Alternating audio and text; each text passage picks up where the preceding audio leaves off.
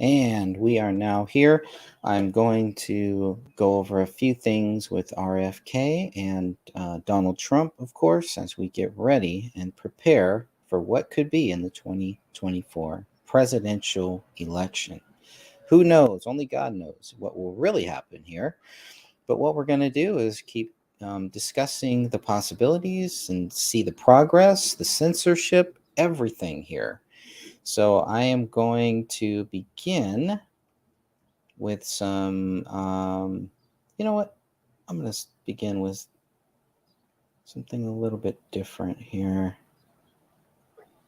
This is what I have been working on here. So far for the book, I've got about 19 pages. I would say most of it is just notes and things like that. But I'm going to read a little bit of this here.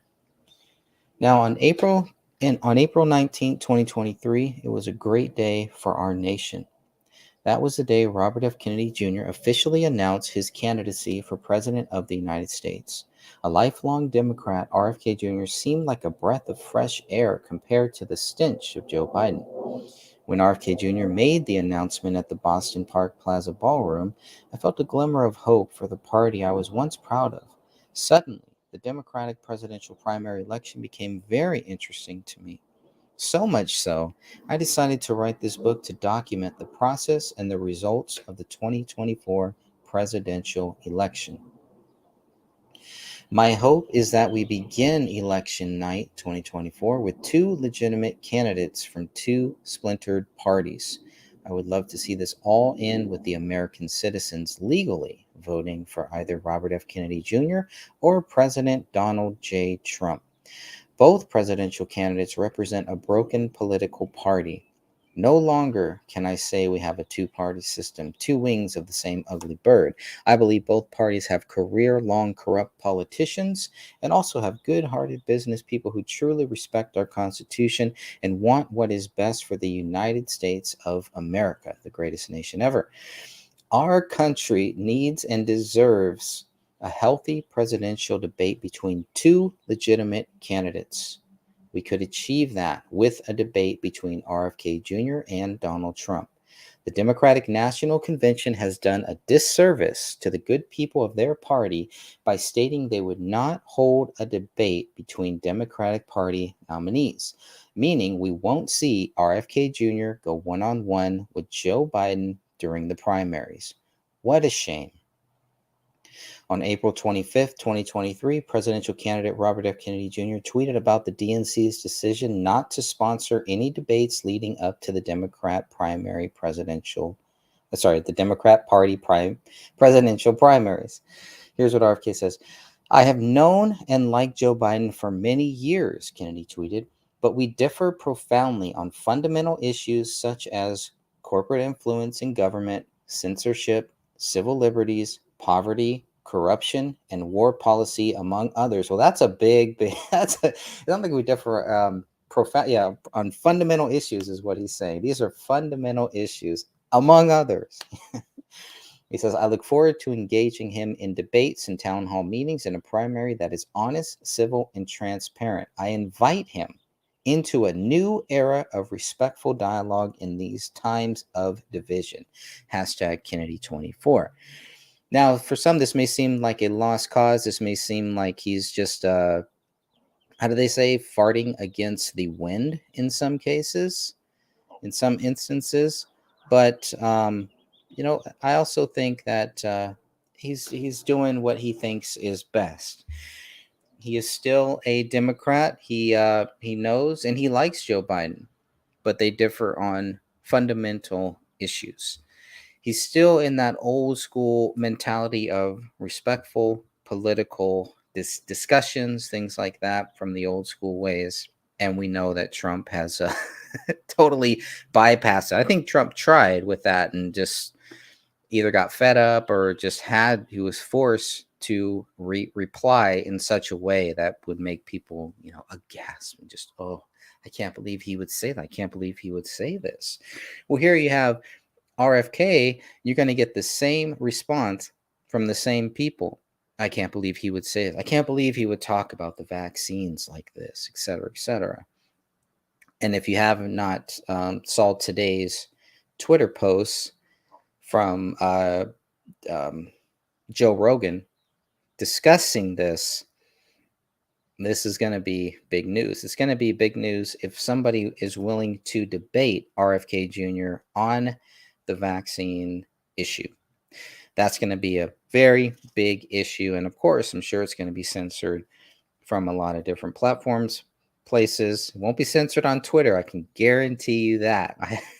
I'm still fascinated because I've had a Twitter account for years and years, but I've never really used it up until Elon Musk, maybe the last couple weeks, maybe even the last month or so, but that's really it. And I'll tell you, Twitter is now the number one place that I go to for news, to hear Tucker Carlson and just to hear differing views. And I am just so done with Facebook. Just completely, it's just kind of there. And that's how I thought Twitter was. So it's very interesting the way that I used to treat Facebook. Now I'm starting to treat Twitter in that same vein. And I do believe that there is a lot of good things you can find on Twitter now. It took me a while to kind of learn how to use it, to make any type of sense from it. And Truth Social, Donald Trump's platform, is very similar too. So I look at everything that Trump is saying on Truth Social. I look at everything RFK Jr. is saying on Twitter, and then everything in between all of that stuff. To me, it's some very fascinating things that we are seeing here. Just want to show my shirt here. May the surf be with you, Carmel, California. So, interestingly enough, Robert F. Kennedy Jr. is in California. So, and he's doing the rounds there. He's made some very interesting posts about San Francisco. I believe there's a new video that I do want to play here at some time about what he is talking about. But this is what happens because I'm all over the place, and this is going to keep happening with this podcast series, this video series. That's pretty much what we're going to get because I have no co-host to kind of keep me grounded or anything. I have the book. This is the book that I've been writing here. So this is what it looks like right now. This is the original. And I'm just going page by page by page.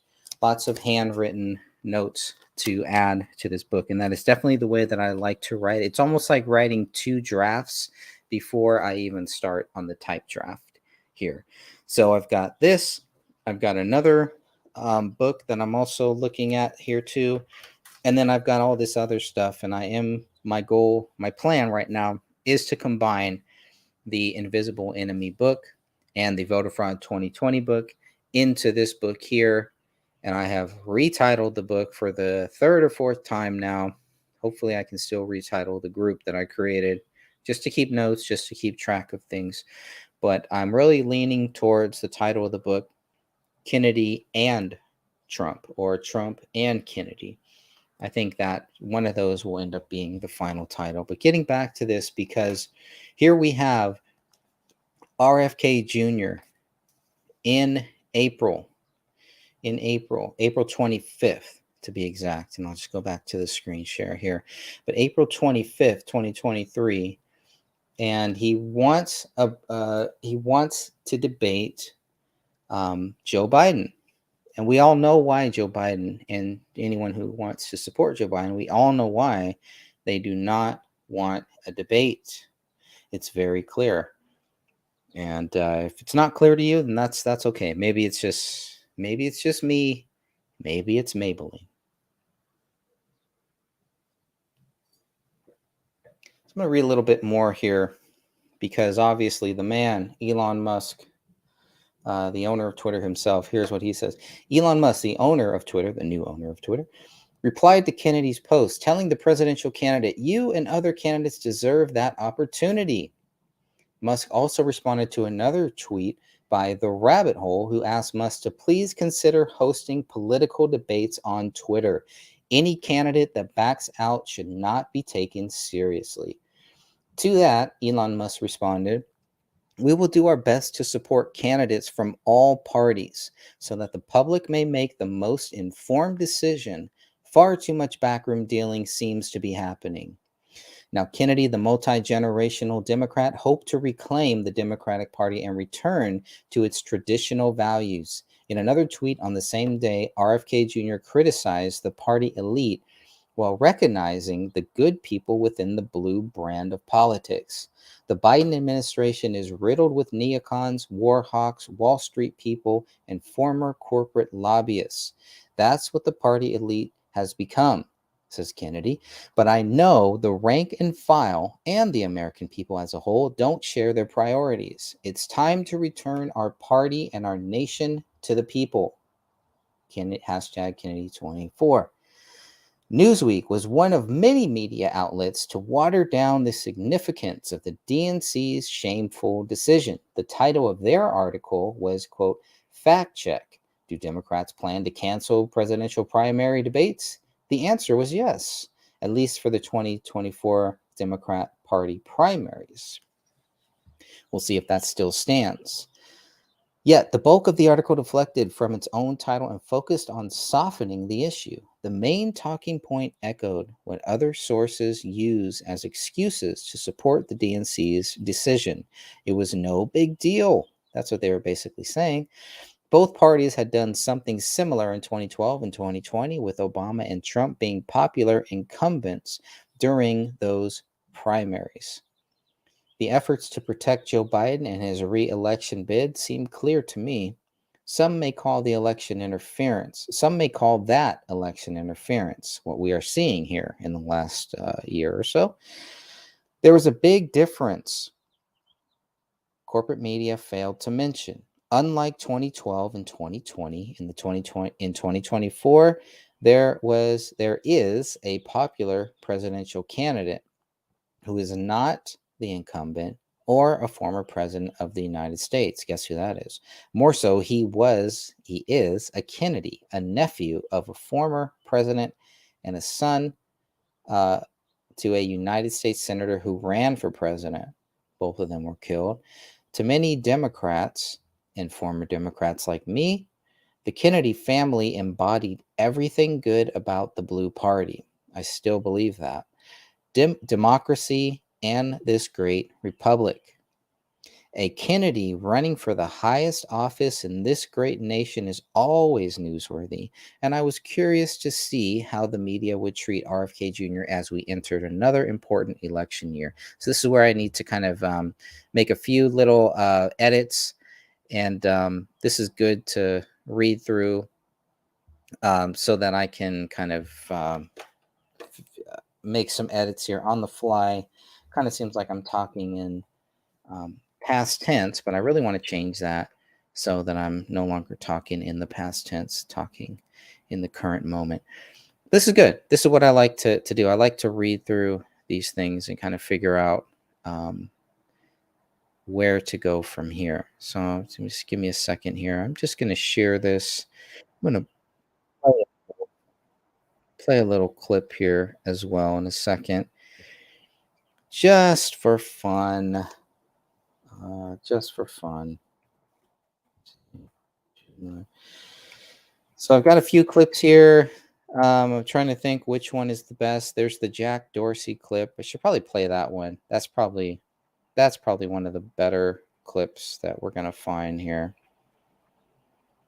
That will kind of cover a lot of the things that are pretty interesting about this whole particular case. So let me see if I can go to that. So I will hit stop sharing. There I am. So I'm going to go to this video. Let me see which one it's on. This is a short clip, a couple minutes. There he is, 2 minutes and 37 seconds.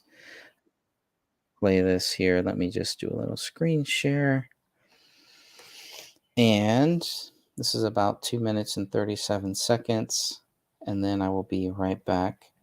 This is Mr. Jack Dorsey. That's what we're going to watch here. And this is him talking about why he endorses Robert F. Kennedy Jr. I'll take the captions off. Why does he endorse Robert F. Kennedy Jr.? Let's hear what he has to say. Joining us now is Blockhead Jack Dorsey. That's the title he himself requested. Jack, we really appreciate you joining us. Thank you. Appreciate you both. Thank you for having me. Yeah, Absolutely. super grateful. Jack, you've been outspoken recently. Why do you think that RFK Jr. is the best choice for the Democratic nominee and the best candidate in the field right now? First and foremost, to have a candidate to be president of the United States that is focused on peace and ending all these wars, and really focusing on looking at some of the deeper issues that we've had, especially as he states around regulatory capture, the military-industrial complex. He has intimate knowledge of all these things. He's worked extremely hard and tiresome in these fields, and made a lot of progress. I came across him this year, and I really listened, and I kind of went through all of his podcasts, almost every episode, and I appreciate how much of a grasp he has of all the issues he speaks to. I appreciate that he's curious, and I appreciate that he comes at everything from more of a humanitarian angle. Mm-hmm. There's a deep, deep sense of humanity and actually helping people, and there's an edge as well. There's no fear in exploring topics that are a little bit controversial and maybe in the future. So in all, just absolutely refreshing from what I've seen from the whole field. And I'm not really usually I don't really speak out much on who I'm choosing or why, but I don't know. I just feel like our country needs his leadership. And do you think it would be important for the Democratic Party to host primary debates so that voters have a chance to view all of these candidates and their alternatives? Absolutely. It would be silly to not have open debates, to not have open primaries, because it feels like hiding, or everything is planned and already determined. And I don't think that builds trust. And right now we need to build as much trust as possible, open up and be as transparent as possible, and really let the people see and decide for themselves. Mm-hmm. Well, there you go. So I'm just going to stop that. So that is, speaking of that, Mr. Dorsey, that really does tie in to getting back to this article and this whole thing, that the Democrat Party does not want to have open, deep debates. They do not want to debate.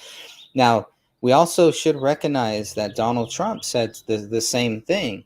I don't know if this was before Ron DeSantis officially entered or not, but you have Tim Scott, you have Ron DeSantis, and another guy, and I don't know how to pronounce his last name. His first name is Vivek Ramsway, I want to say. But you have a couple good people that could get up there on the stage and compete with Donald Trump. So I hope that he does change his tune and does decide to debate any and every Republican candidate who is running.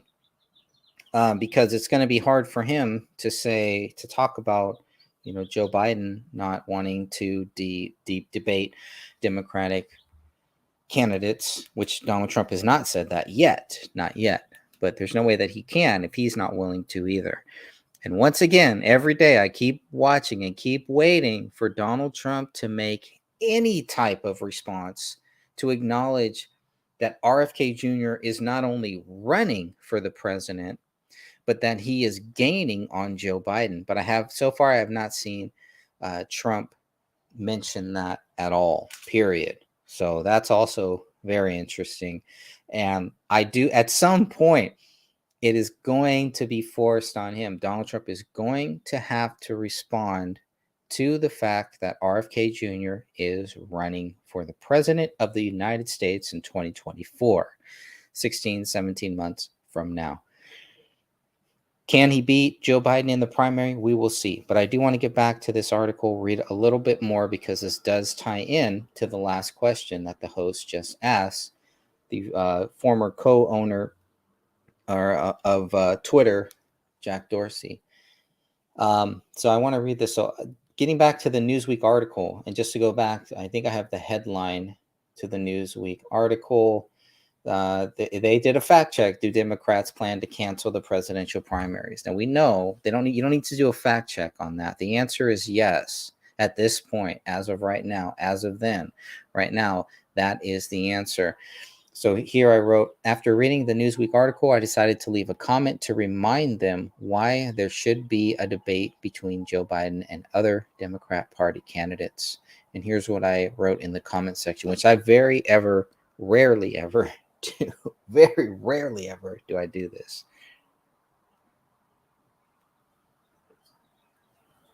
Here's what I wrote. The difference is RFK Jr. has a chance to win in 2024, or at least to compete with President Trump. The other candidates from 2012 and 2020 could not compete with the incumbent. I would also add Biden's chances of defeating Trump are slim, and RFK Jr.'s poll numbers will continue to increase as more people realize he is running for the highest office of this great nation. I truly believe that.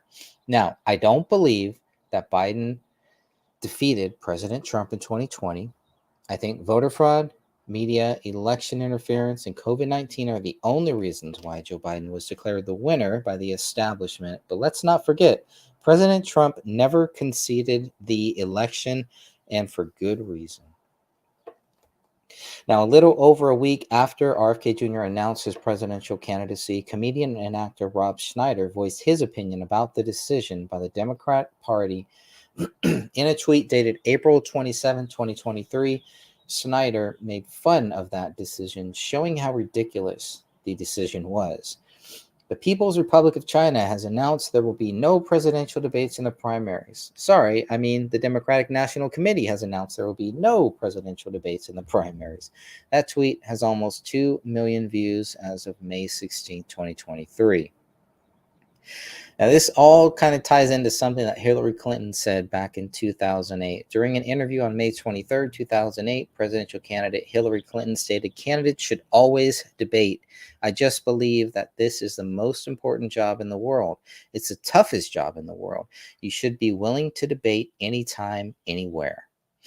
While appearing on a podcast with Joel Pollak around April 24, 2023, RFK Jr. simply called the DNC's decision unfortunate. The DNC at this point has taken the official position, said Kennedy, that there will be no debate, and I think that's unfortunate. Democratic presidential candidate Marianne Williamson shared her opinion on the DNC's decision. The DNC plans no primary debates, as though there simply are no other candidates, no other ideas we should discuss about ways to win in 2024, or other ideas we should discuss about ways to repair the country. Too many people are too smart to accept this. So that is all of the things I wanted to cover just for this episode here about there not being a debate. People do not want to debate. I can understand why people do not want to debate RFK Jr. I get it. He gets it. A lot of us understand why. And what is happening right now on Twitter is that you have, and let me see if I can share this one here. Right now, what you have on Twitter is a debate going on, a similar debate. What this one is, this is a little bit different. I had no idea who this guy was that Joe Rogan was talking about, but to give you kind of the full context, I probably need to pull up Joe Rogan's Twitter so we can kind of follow there, because this is where it all begins. Why am I typing in Twitter to Twitter? So I'm going to do this here. We're going to go to he's just getting slammed. This not Joe Rogan, but this other guy is just getting slammed. So let's take a look at that. Joe Rogan on Twitter. Someone posted this earlier today, and I thought that I would kind of I had no idea who Joe Rogan was talking to. It's probably good to begin with this, so that way we know who Joe Rogan is actually referencing before we get into it.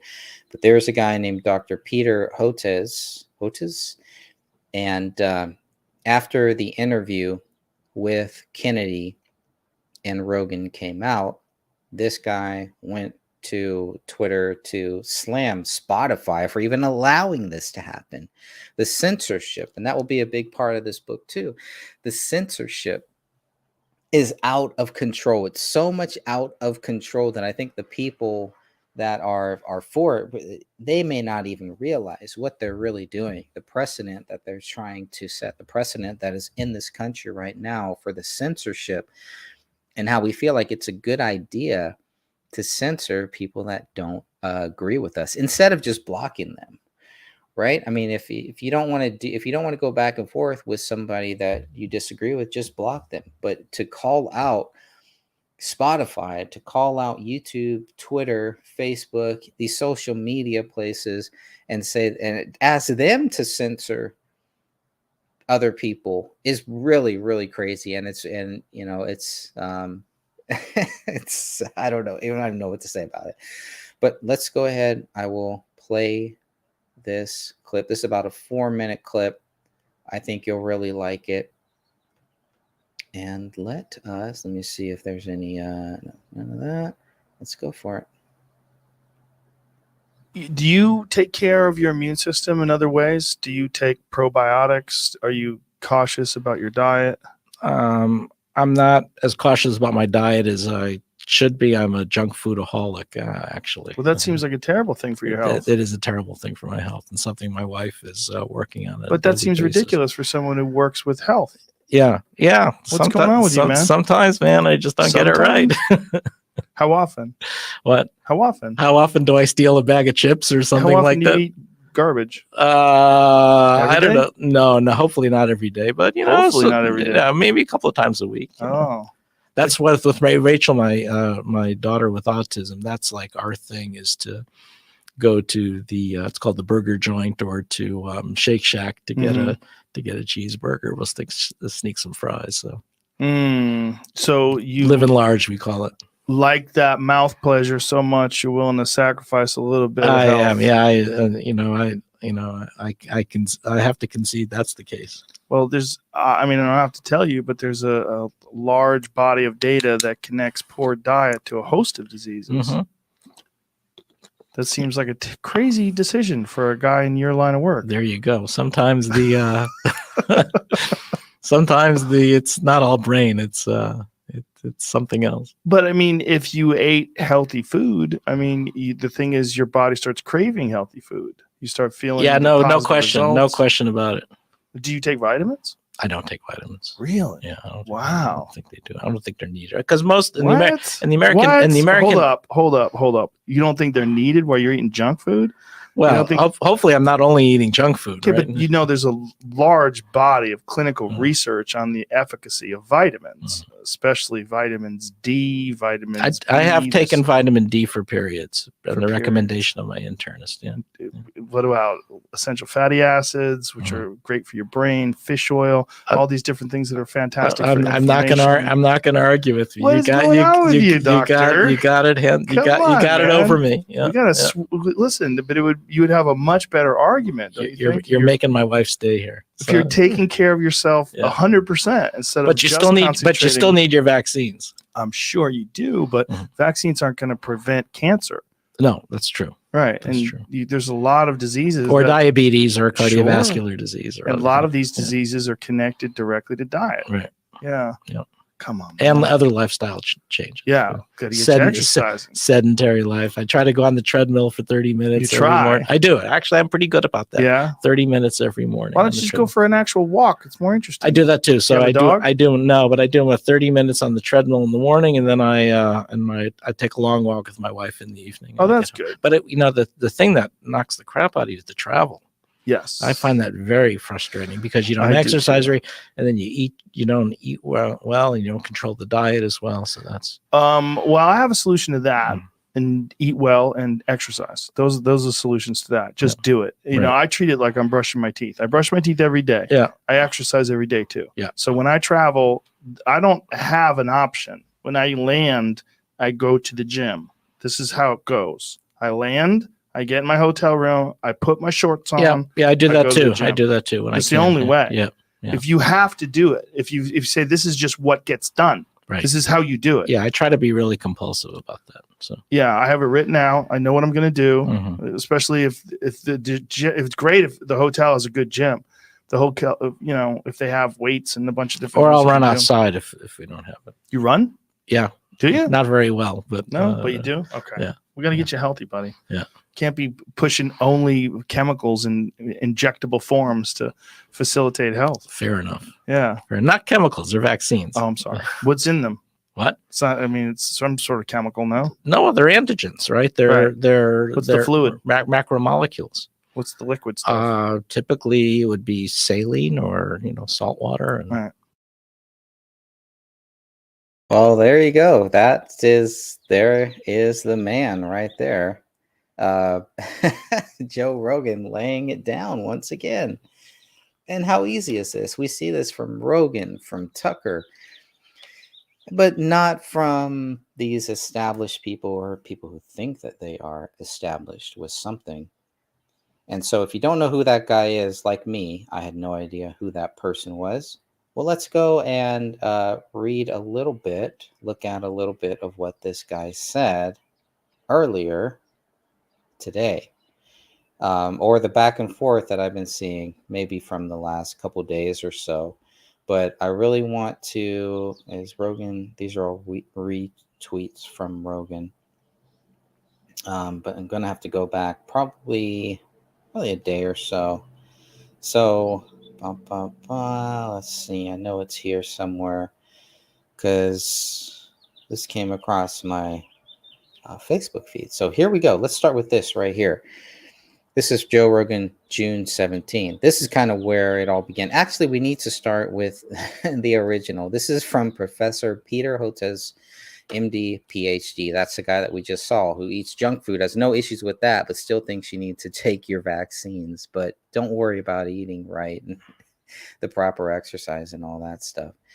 So here's what the professor says. Spotify has stopped even sort of trying to stem Joe Rogan's vaccine misinformation.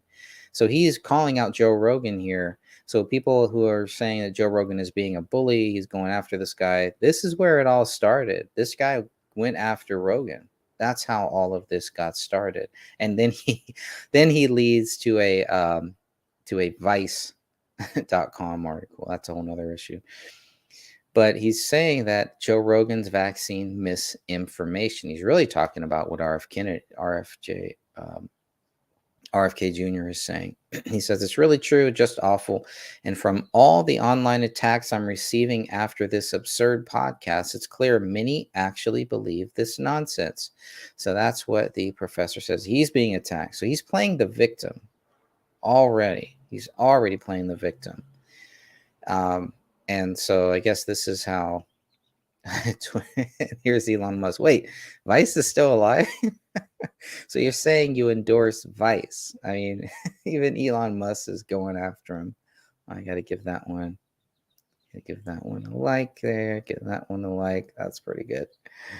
Yikes. Okay. Donkey. I'm not even going to say that word.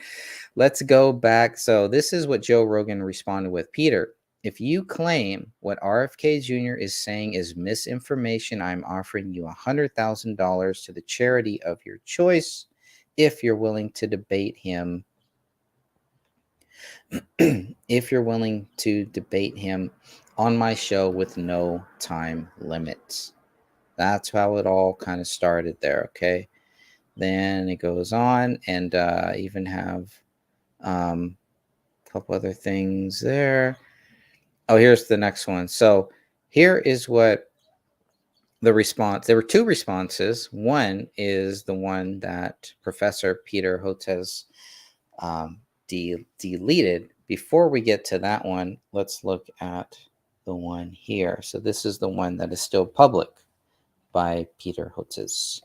He says, Joe, if you claim what RFK Jr. is saying is misinformation, I am okay. So he says, Joe, you have my cell, my email. I'm always willing to speak with you. Okay, fair enough. Then Joe Rogan responds, and here is his response here. This is a non-answer. I challenge you publicly because you publicly quote tweeted and agreed with that dog shit Vice article. If you're really serious about what you stand for, you now have a massive opportunity for a debate that will reach the largest audience a discussion like this has ever had. If you think someone else is better qualified, suggest that person. How did I not? I'm pretty sure I like this one. Maybe not. So, but it does not end there. Joe Rogan also says, by the way, Peter, I saw this tweet that you deleted. Let's read that tweet. So this is the deleted tweet this is the original tweet that Professor Peter Hotez wrote. He says, be serious, Joe. That's what you throw out for your hunting buddies on a weekend? Because only hunting buddies listen to Joe Rogan, apparently. A $50 million endowment, which you / Spotify / RFK Jr. can easily afford. Not for me, but so we can continue making low-cost, patent-free vaccines for the world's poor, preceded by RFK Jr.'s public apology. But that is the one that was deleted.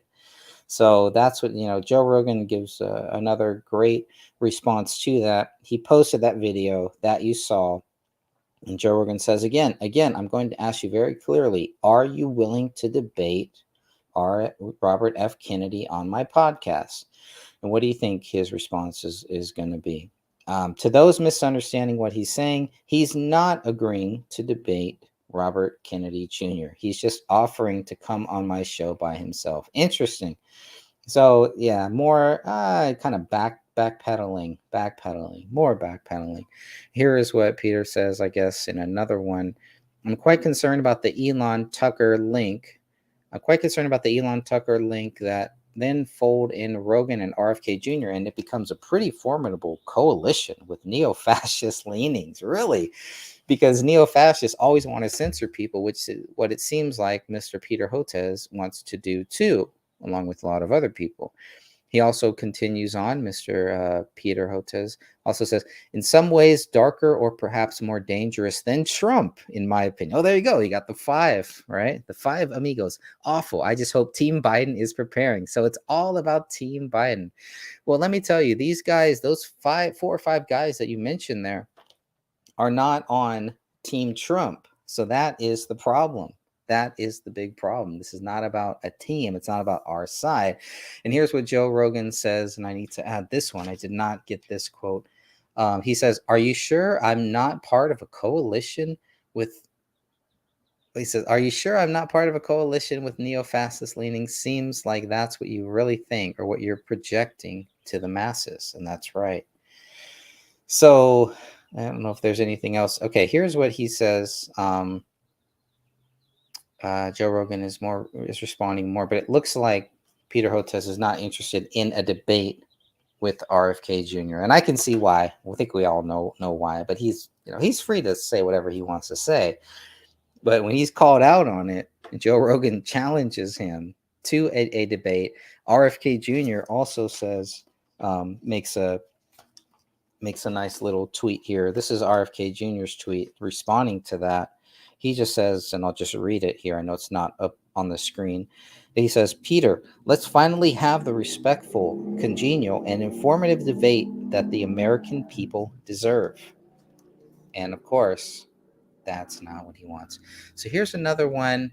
This is also from June 7th. Like all this happened on the 17th, and I totally missed it. I'm just so far behind. But here's another thing Joe Rogan says. This is a great tweet to end this little segment here. That would be a great suggestion, and I guess I should read what he's responding to. A guy named Tom Nichols from Radio Free Tom, June 17th. No medical professional should ever agree to do this. Never. It elevates the conspiracy guy, demeans the medical professional, and will only convince the kooks out there that RFK is right because a real doctor took the time to debate him. Really? Well, there's so many things we could say to that. I'll leave that be. Just wanted to read that for you. Here is Joe Rogan's response to Tom Nichols. That would be a great suggestion if you could assure that the industry you are representing wasn't completely captured by the heartless monsters who have a history of some of the biggest criminal fines in human history because their deception has cost hundreds of thousands of people their lives. It would be a great suggestion, Joe Rogan continues, if the industry you were defending didn't occasionally look at human beings as an opportunity to generate insane wealth regardless of the tragic consequences. But you can't do that. So maybe it would be a good idea to have an effing debate. Yes, it would. And I think a lot of us would agree with what Rogan is saying there. I need to say that one because I did not document this tweet here. I'm just going to save that so I can come back to it. So I think that is about all on that one. There is another 4-minute clip. Oh, here we go, from March of 2020. Now this has got to be good. The great double talking vaccine scientist. Ooh, we have got. Okay, this is a 5-minute clip. I'm going to play this and then we will be back. One of the things that we're not hearing a lot about is the unique potential safety problem of coronavirus vaccines. And then something changed. Any vaccine released by emergency use authorization by the FDA is an outstanding vaccine. J&J's vaccine has a risk of life-threatening blood clots. When you hear the beep, that's the sound of safety. So don't overthink it. They're both really good. They're all really good vaccines. Get vaccinated now. You gotta call now. If you wait, it's going to be really too late to protect your child. If this was your child, what happens next could make it the worst day of your life. So even though COVID poses zero threat to healthy children, Vaccinate your children. Do the right thing. Be safe and not sorry. I'm strongly recommending for adolescents to get their 2 doses of vaccine and fully immunized after those 2 doses. Advanced technology that can help save lives. This is going to be a long-lasting vaccine. A few moments later. We're seeing that 2 doses is not holding up well for emergency room visits. It's not holding up well for hospitalizations. Here we go again. Everyone's going to need a booster. You need that 3rd immunization. Triple the amount. Get that 3rd immunization. The 2 mRNA vaccines were always a 3-dose vaccine. I've always said this is a 3-dose vaccine. This is a 3-dose vaccine. But I'm not done yet. That 3rd immunization, the problem is it's not holding up. So we may have to look at sort of innovative solutions. Oh God, not this again. A 4th immunization, just to keep them going, to keep the country going. We have to consider some out of the box things. A 4th immunization. A 4th immunization. Get that 2nd boost. A 2nd boost to keep the country going. I've made that recommendation. A 4th immunization. But I'm still not done. 1 semester later. Unfortunately, the numbers are starting to trend up again. So the hospitalizations are up. And so the most important message that I have this morning is get your new bivalent booster. Willie and Lise were saying they got their booster, and I was like, oh, I need to get mine. And then I found out they're talking about the 3rd shot. And is that the bivalent, or is it the 4th booster, or does it matter? Don't worry so much about the number of. There's no wrong way to use it. You have to get it. This new bivalent booster. You can double or triple stack them. The new bivalent one is doing a much better job. You have to get a booster. Yeah. You need to get this new bivalent booster. That bivalent booster for COVID. But does everyone ages 12 and older need a booster? The answer is yes. Yes. And by the way, if you're over 50 and have gotten 2 boosters and more than 2 to 4 months out, you're going to need a 3rd booster as well, a 5th immunization. 5. I don't think we're going to need an annual booster like flu. Eventually. Dr. Hotez supports yearly boosters, just like flu. But I'm still not done. It looks as though the boosters are not holding up quite as well as we'd like. And I think our thinking is going to change, and that what's going to happen is every, few months, we may need another booster.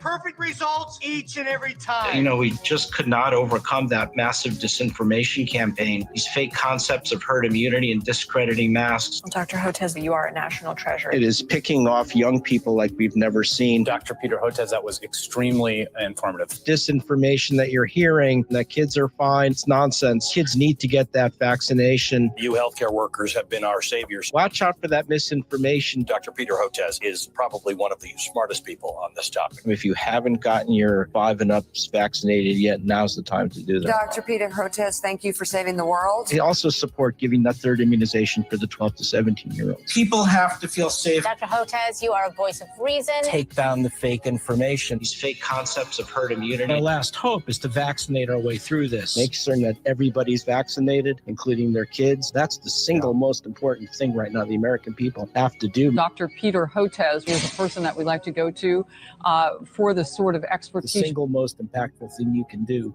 is make certain that you're fully boosted and preferably 2 boosted. Later. Monkeypox is a global emergency. And it's accelerating among a specific social network of men who have sex with men, not because it's sexually transmitted. Monkeypox is sexually transmitted, almost exclusively.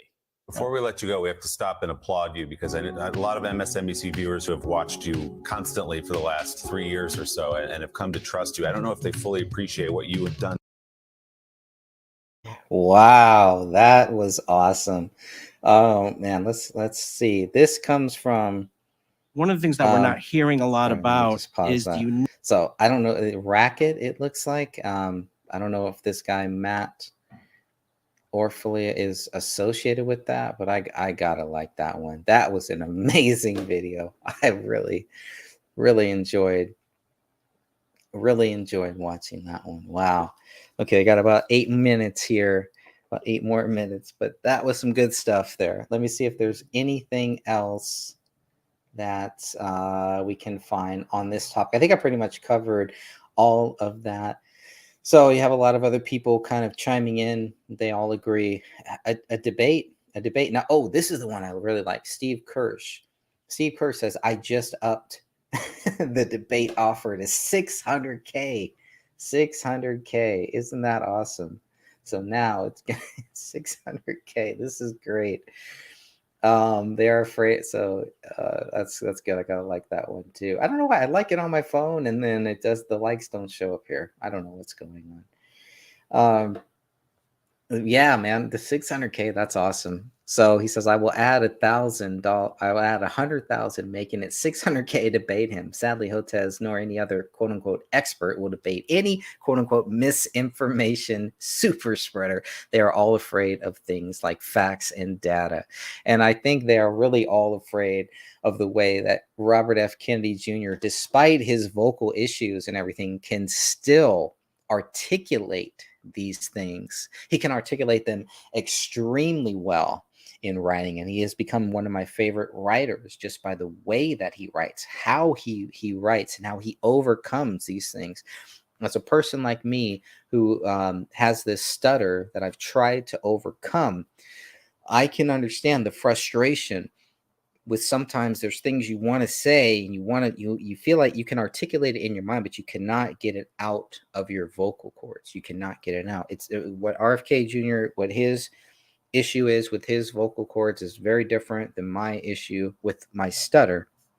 But you have to overcome these things, and you learn to overcome this stuff.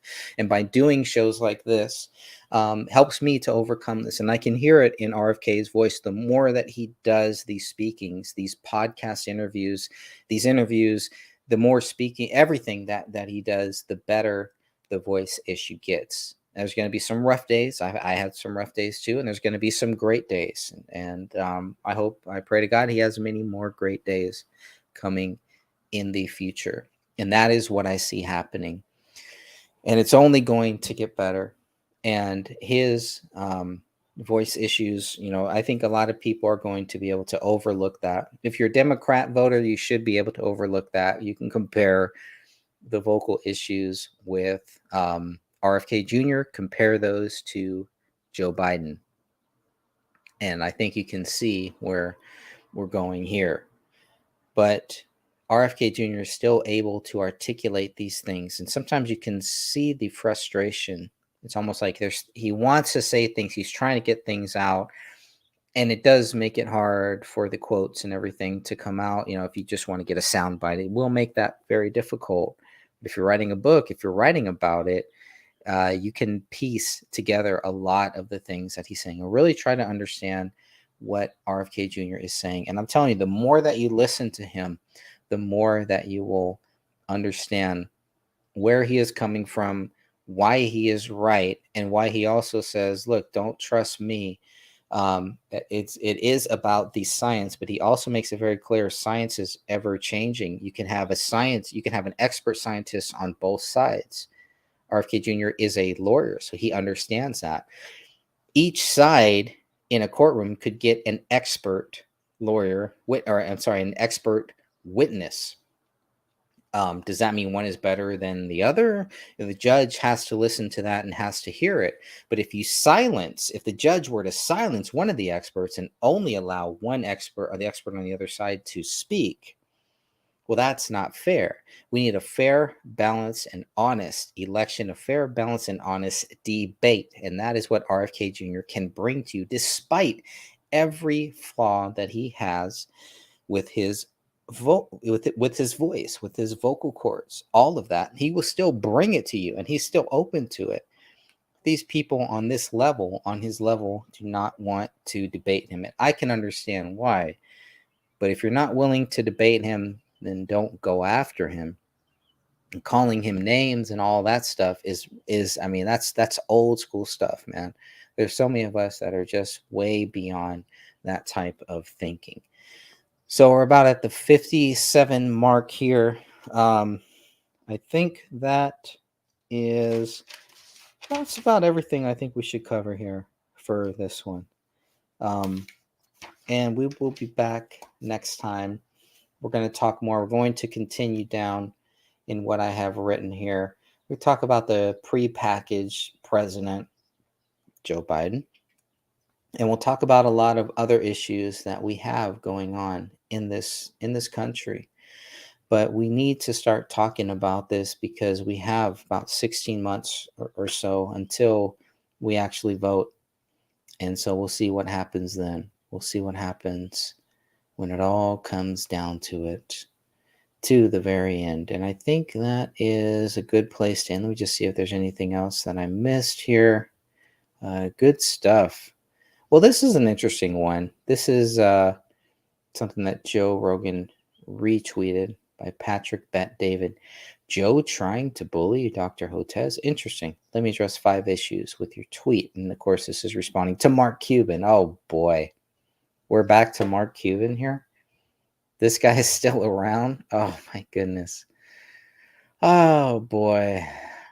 Okay. Well, we may have to go a few minutes over just to read through Mark Cuban and a great response here. Mark Cuban says, way to talk in generalities, Joe. Talking to Joe Rogan. Not saying there aren't a lot of effed up things about pharma.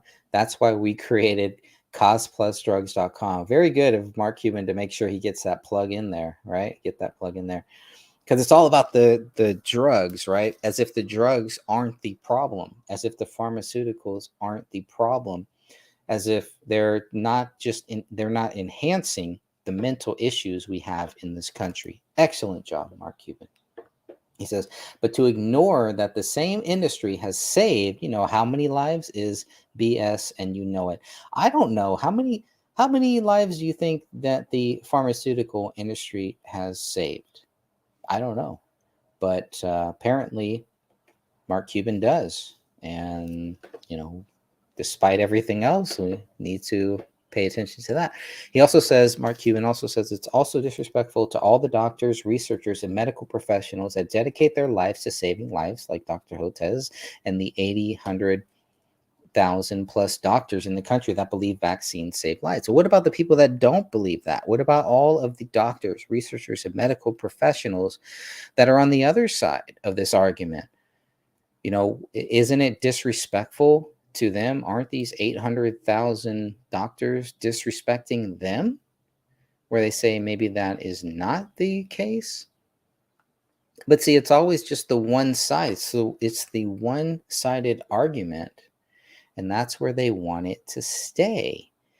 Cuban goes on to say, you aren't trying to find the ground truth on vaccines. If you were, you would bring on someone who focused on debating the issue like the real truther. But see, it's not the, I mean, that also goes back to the same thing. Well, the real truther wasn't challenged. The one that was challenged was Peter Hotez. But he says, Mark Cuban says, trying to bully Dr. Hotez is ridiculous. You have producers that will prepare you and you get to control the conversation. Well, it's his show. Joe Rogan is his show, but it's a debate. So Joe Rogan would not get to control the conversation. He would get to moderate the debate. This is a big difference. And Mark Cuban has got to be, I don't, maybe not, maybe he's not. You know, there are some people that are very successful and have done a lot of great things that are still idiots. It doesn't mean that their mentality is great. It just means that they have accomplished things. They have accomplished a lot of different things for various reasons. But it's very interesting because this just seems like another one-sided thing where Joe Rogan is not really on the one-sided trip. He really isn't. He would be a great moderator, just like he is a great UFC commentator, an excellent UFC commentator. They're probably the best out there, I think, and the most knowledgeable on this stuff here too. But Joe Rogan has proven time and time again to be one of the greatest interviewers of all time, especially of our current time in the digital era. In the digital era, I don't believe there's anyone better. That includes Howard Stern. I don't really believe Howard Stern is that great either. I believe Joe Rogan is in a whole nother class here. But so again, it turns from, you know, Cuban is calling Joe Rogan a bully. He's trying to bully him. He wants this other guy to debate RFK Jr., which is fine. Nothing wrong with that. I wouldn't mind that either. I think anyone who would want to, that I would definitely listen to it. I think a lot of people would listen. We would watch no matter what, no matter where. But I don't believe that it's true that Rogan is trying to bully Dr. Hotez. Hotez is the one who made the comment first. And then if you're going to make posts like that, man, you got to be willing to take the heat for that, or, you know, be prepped for people that are going to come back to that. So he's saying, he's acting like Dr. Hotez doesn't have any, you know, it's just going to be him. He's the victim here. But, you know, obviously he's going to have people in his corner too. He's going to be, if he's a doctor who is talking all of this stuff, who has prepped for all these things, it should be a slam dunk for him. He is going to be taking on Robert Kennedy Jr. But here's what Mark Cuban also says. Robert Kennedy Jr. also has a staff ready to prepare him. And these topics are what he talks about in every speech. Right. So that means that Dr. Hotez can also prepare based on Robert Kennedy's past speeches right there. But he doesn't really go. He doesn't understand that, or doesn't want to talk about that. But he says that they do this on a daily basis. Dr. Hotez works every day to try to find ways to help people. We just saw that video that just shows. It seems like Dr. Hotez doesn't know what he's talking about, but that's just my view on it.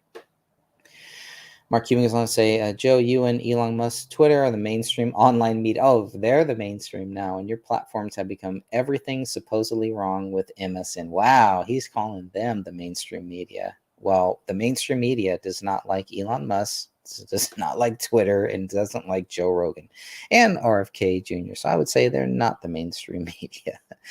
These are also people that are open to having Trump, you know, participate in this stuff.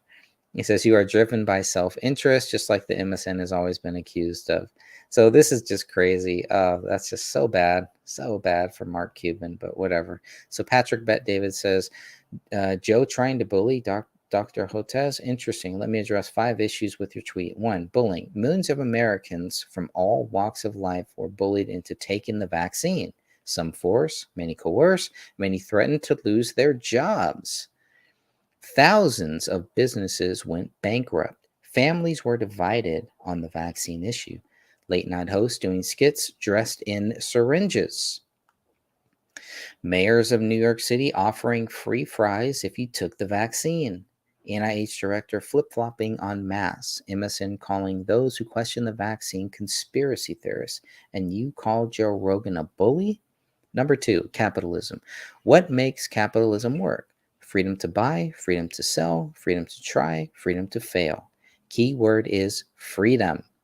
You told me 10 years ago that your favorite book was Atlas Shrugged. I even gifted you a first edition of the book 8 years ago. So this is Patrick Bet David responding to Mark Cuban. A story of a dystopian, so Atlas Shrugged, the story of a dystopian in which private businesses suffer under increasingly burdensome laws and regulations. Of all the people who know what happened in the last 3 years, it's you.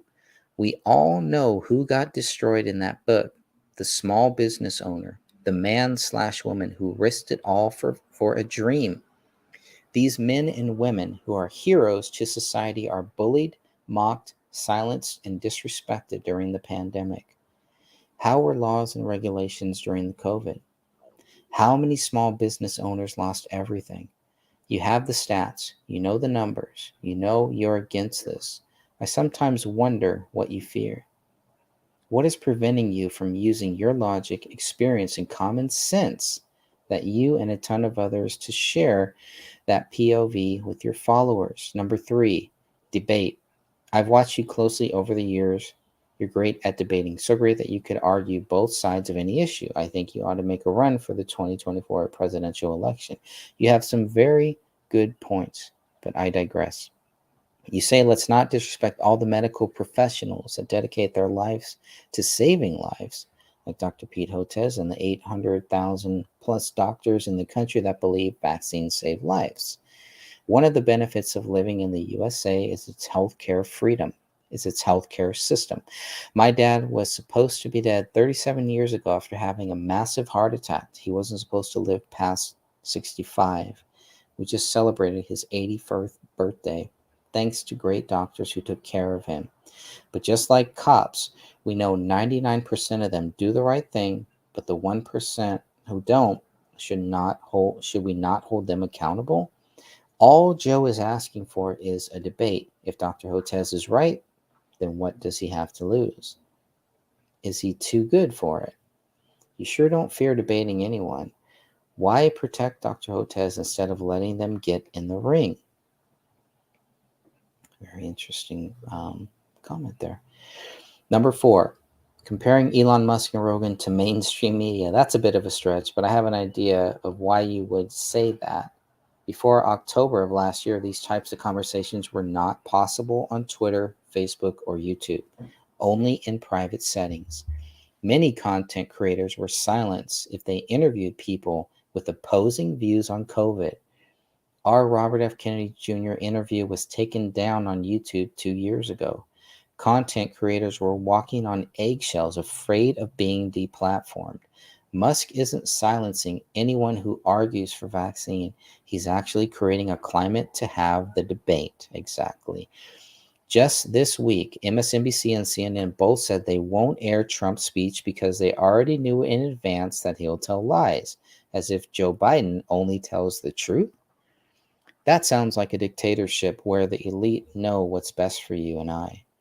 As if we can't think for ourselves. A bit arrogant and pompous, don't you think? Thank God for Twitter, Spotify, and Rumble, and other platforms who allowed for discussion to happen. Number 5, cost plus drugs. As a marketer, I respect your strategy of getting this into the thread to promote cost plus drugs. A lesson for small business owners. Keep pushing the envelope. We need as many voices as possible. Well, there it is. And I think that will be a great place to stop this one. God bless you all, and thank you again. I went about 9 minutes over, but definitely well worth it. Come back again for episode 3, and we will continue this discussion of Kennedy and Trump. God bless you all. Have a great day.